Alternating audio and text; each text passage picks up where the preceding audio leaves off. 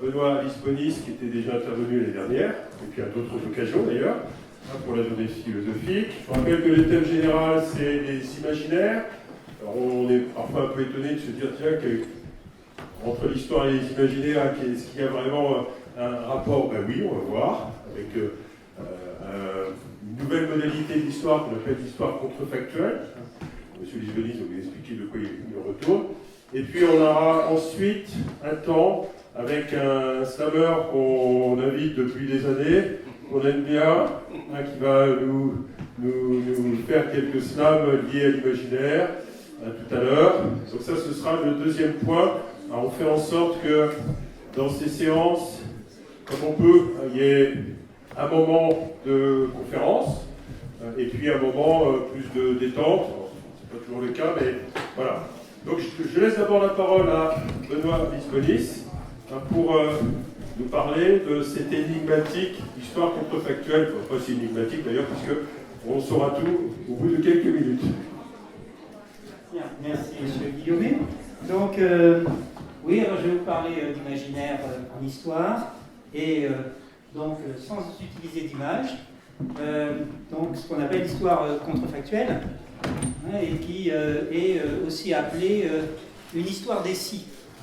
Voilà, donc, et si l'étudiant serbe de Bosnie, Princip, avait raté son coup, le 28 juin 1914, s'il n'avait pas assassiné l'archiduc François-Ferdinand et son épouse à Sarajevo, les historiens contrefactuels posent la question, la guerre de 14 aurait-elle eu lieu? Voilà.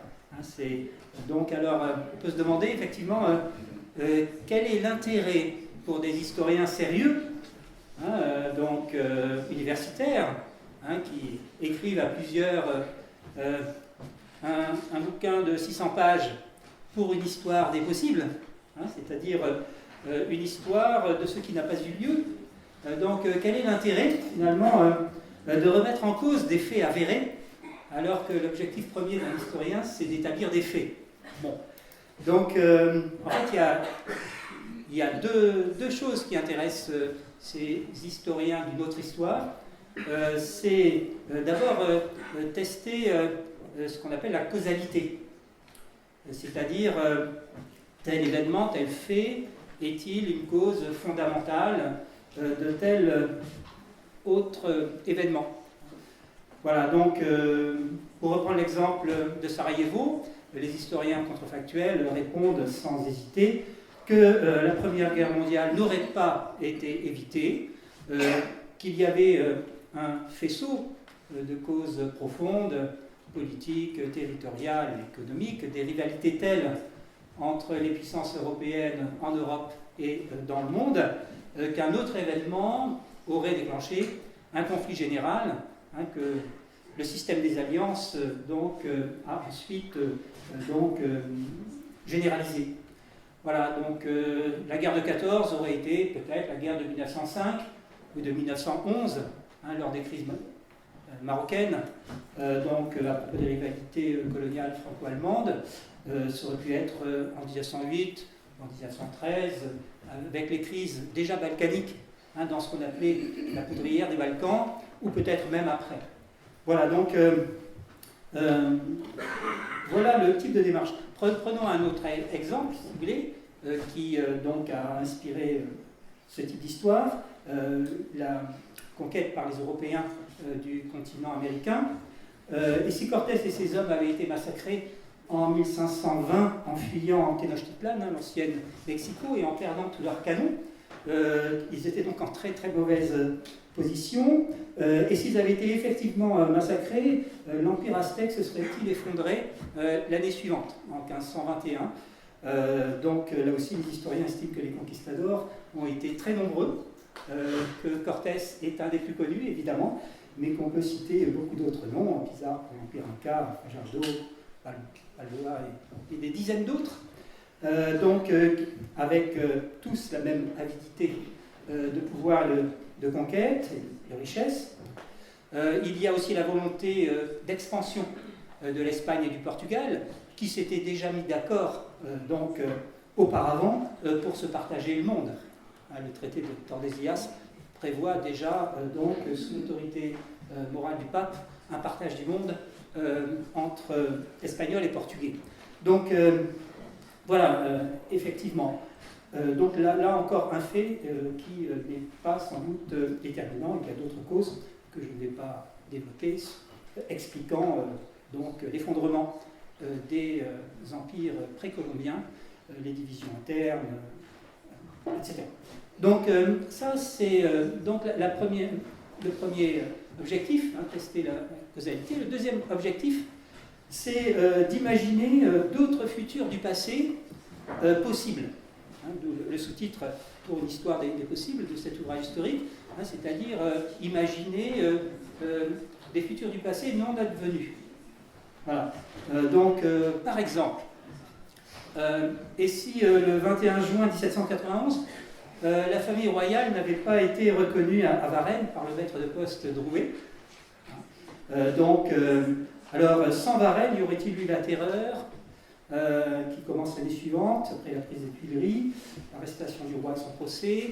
Bon, si Louis XVI avait réussi à fuir en Autriche ou dans les pays allemands, voilà, que se serait-il passé? Aurait-il réussi à reprendre le pouvoir, à restaurer la monarchie absolue?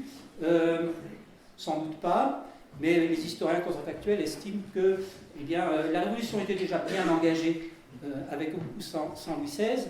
Ce dérapage, comme disent certains historiens, de la terreur aurait sans doute eu lieu, et Louis XVI serait sans doute revenu en 1815 pour régner comme son frère cadet Louis XVIII l'a fait, avec une autre forme de monarchie par rapport à celle de 1791, mais qui aurait été semblable donc, à celle qui a été mise en place lors de la Restauration, la charte de 1815, qui donc s'inspirait du modèle anglais. Donc ça aurait été une restauration avec Louis XVI, la tête sur les épaules, mais ça n'aurait pas sans doute changé fondamentalement le cours de l'histoire.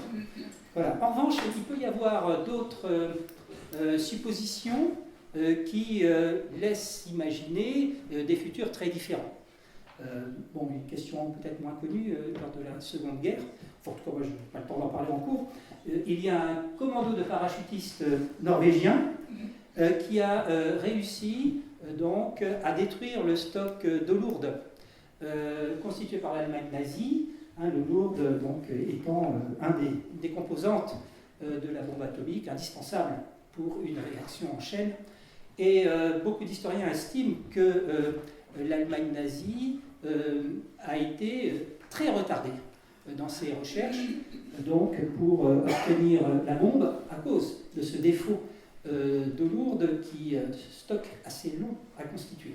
Donc on peut imaginer effectivement un autre monde si effectivement l'Allemagne nazie avait eu la bombe avant son effondrement.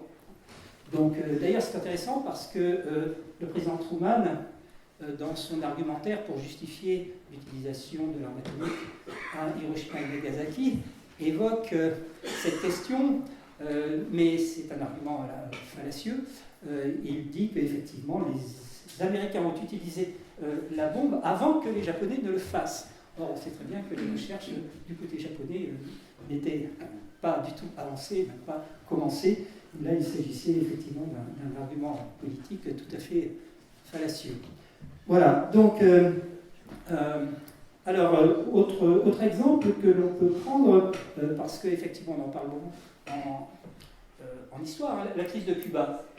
Et si Khrouchtchev n'avait pas cédé en octobre 1962, et si les navires soviétiques n'avaient pas fait demi-tour,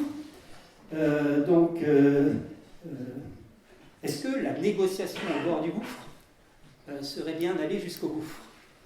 Donc, en fait, les historiens répondent que Khrouchtchev n'avait absolument pas l'intention d'aller jusqu'au précipice, jusqu'à tomber dans le précipice.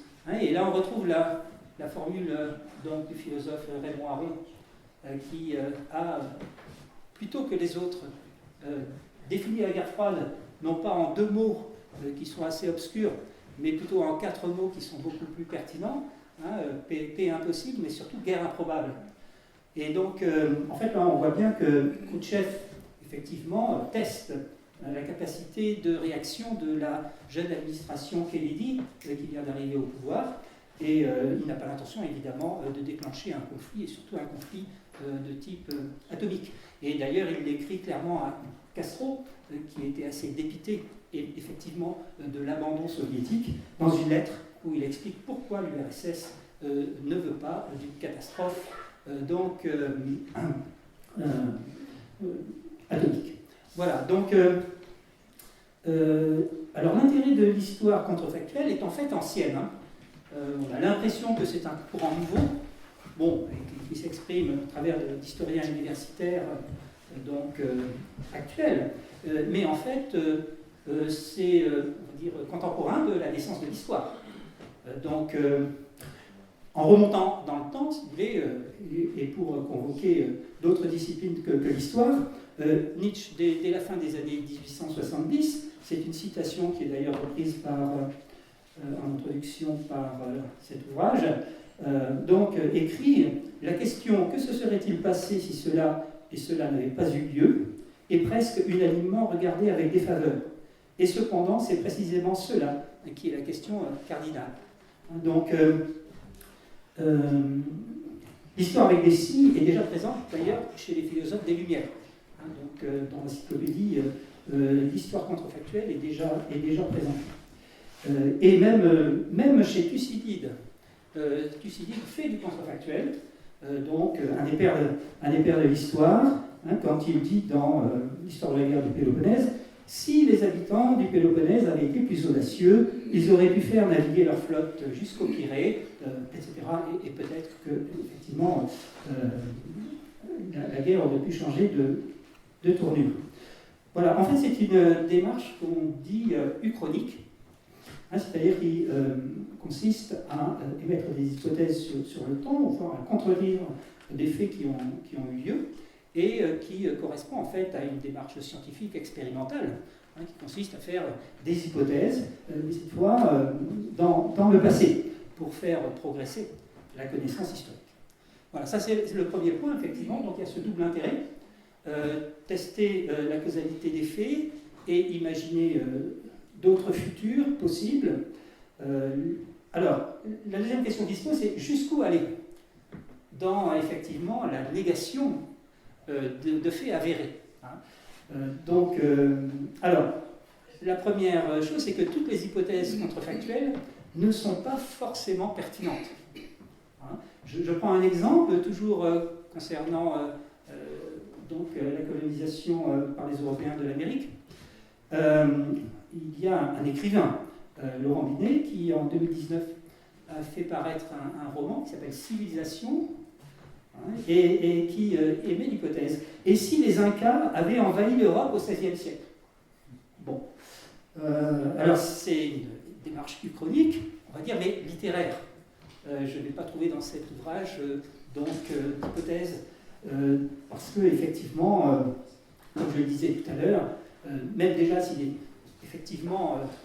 il est peu pertinent de dire « et si les Européens n'avaient pas envahi le continent américain ?» Alors, imaginez l'inverse, est encore plus, on va dire, fantaisiste.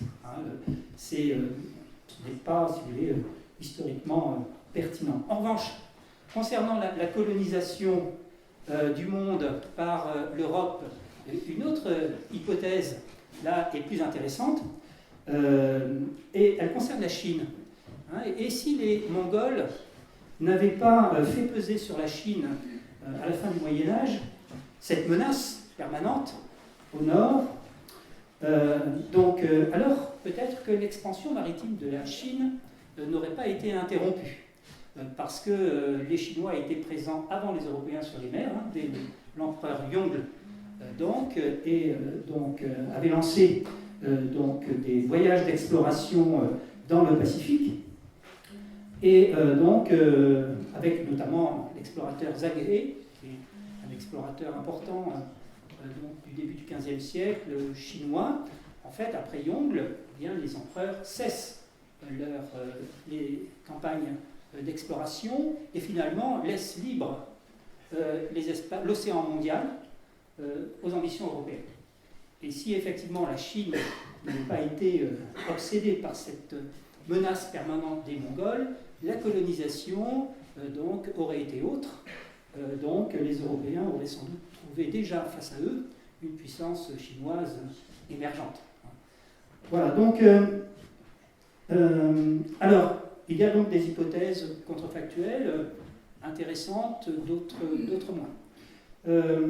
Alors, puisqu'on est dans le contrefactuel, et puis je crois que M. Guillaume en parlait tout à l'heure, on n'est pas très loin non plus du fake news et du complotisme, si vous voulez. Donc, parce qu'effectivement, les historiens contrefactuels ont simplement un objectif, on va dire, historique et scientifique. Bon. Mais effectivement, il peut y avoir d'autres objectifs politiques, de manipulation. Prenons l'exemple de cette fake news reprise récemment par le pouvoir russe, hein, nostalgique de l'époque soviétique. Et si les Américains, imaginons que les Américains n'aient pas marché sur la Lune le 21 juillet 1969. Bon, effectivement, c'est une hypothèse contrefactuelle. Bon, le fait est avéré. Hein. Les empreintes y sont encore, et l'absence d'érosion font qu'elles resteront longtemps comme preuve de leur alunissage. Voilà. Autre limite, évidemment, plus surprenante, c'est la loi. La loi française interdit aux historiens certaines hypothèses. C'est ce qu'on appelle les lois mémorielles. Je vais émettre une hypothèse qui n'est plus une hypothèse, mais aujourd'hui un délit. Hein, et si la Shoah n'avait pas eu lieu? Hein, et si donc le Zyklon B n'avait servi qu'à gazer les poux dans les camps, là, je ne suis plus dans l'hypothèse scientifique, je suis dans le délit, puisque la loi Guesso de 1990 fait du négationnisme de la Shoah, non pas une opinion, si vous voulez, une hypothèse, hein, mais bien un délit. Voilà donc ce que d'ailleurs certains historiens regrettent, effectivement, parce que, effectivement, il peut y avoir, donc là aussi, pourquoi pas, des hypothèses contrefactuelles qui ne sont pas inintéressantes. Voilà. Alors, autre limite, pour donc terminer, c'est la limite pédagogique. Voilà. C'est-à-dire que cela peut être dangereux, alors qu'on essaie difficilement de faire retenir la vraie histoire à nos élèves qui sont là, hein, de leur parler de ce qui ne s'est pas passé. Hein. Ça peut être très confusant, hein, pour les esprits. Donc, j'ai regardé d'ailleurs dans les manuels, il n'y a qu'un seul manuel qui s'est risqué à l'histoire contrefactuelle et qui n'a pas récidivé en terminale, donc en première. Un dossier, l'histoire contrefactuelle, et si la Révolution française n'avait pas eu lieu. Bon, voilà donc un petit dossier sur une hypothèse, effectivement, de type contrefactuel. Voilà, donc c'est pourquoi je referme cette conférence sur l'histoire contrefactuelle, et je vais demander aux élèves qui sont là d'imaginer qu'elle n'a jamais eu lieu, hein, et que vous allez repartir vers vos cours d'histoire avec une démarche, on va dire, positive et scientifique, hein, que vos professeurs cherchent à promouvoir. Voilà. Bien, je vous remercie.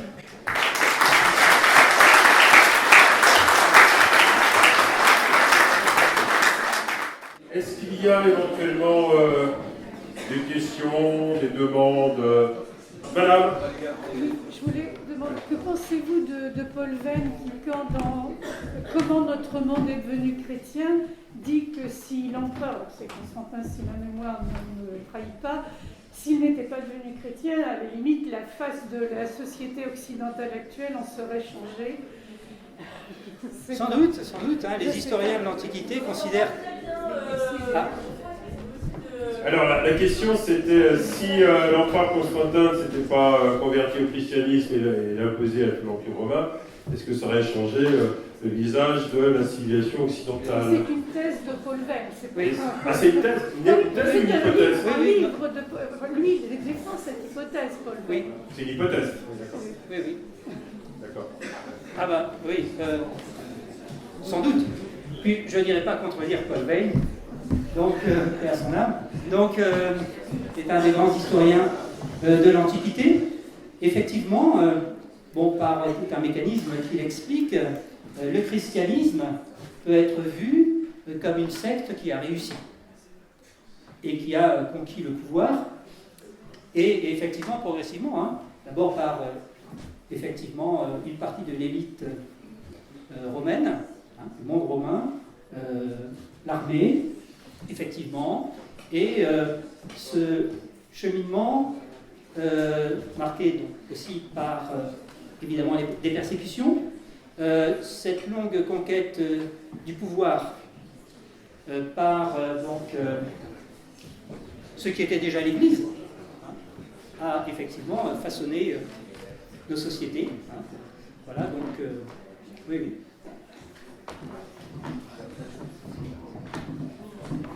Ouais.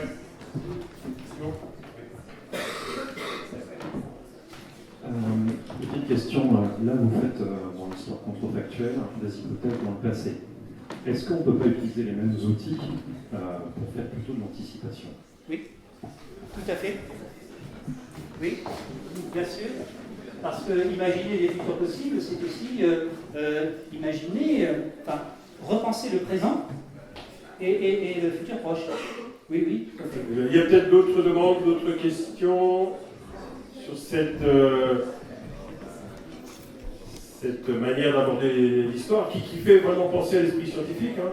Un physicien il va faire des expériences différentes, sauf qu'habituellement on ne pense pas à l'histoire comme un lieu d'expérience.